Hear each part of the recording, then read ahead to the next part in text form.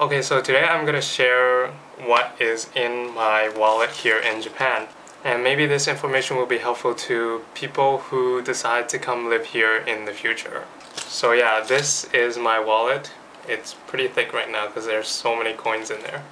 Okay, I'm gonna start with the bank cards first. So this is my bank card from Mitsui Sumitomo.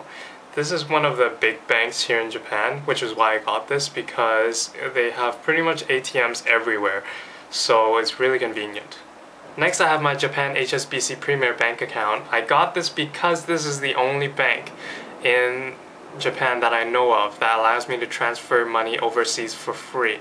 That's only if you have a Premier account though. And this one is my only Japanese credit card.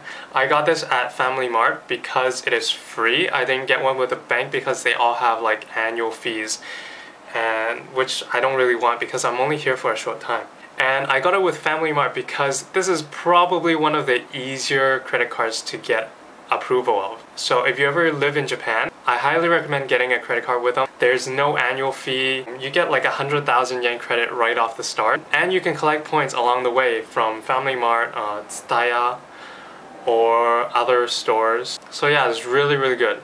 I highly recommend this. Okay, next, this is ICOCA. This is the train pass that lets you use on almost all the big train stations here in Kansai, such as Hanshin, Hankyu, Keihan, Kintetsu, Chikatetsu, JR, and yeah, pretty much those ones. This doesn't give you a discount on the fare, but it does save you a lot of time. It's really convenient because you don't have to buy tickets every time. You can just take this. You can even like put it in your wallet and just scan this on top of the gate, and that's all you do. I highly recommend this if you ever come to the Kansai area. I think you can even use this with JR in Tokyo. I'm not sure. Okay. This is my Gaikokujin Torokusho. It's the alien registration card that everybody must get when they come to Japan and live for more than 3 months, I think. This is pretty much your ID, and I always carry this around because I've heard horror stories from people who are caught without this. And then next I have my health insurance card. I think I get covered for like 70%. I only have to pay 30% of my bill.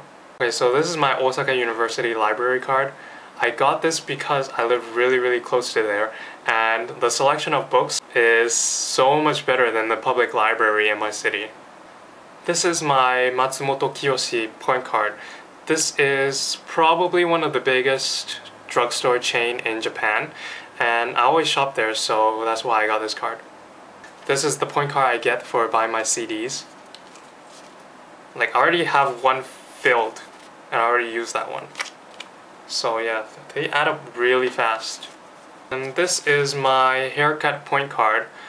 Funny story, when I first got my haircut here in Japan, I paid tips, which I'm really used to doing that in Canada because we have this custom of paying 10% tips for like services and stuff. But in Japan, you don't pay tips. And then I told my coworkers about it and they all laughed at me because no one paid tips here. Like, I did not know that at all.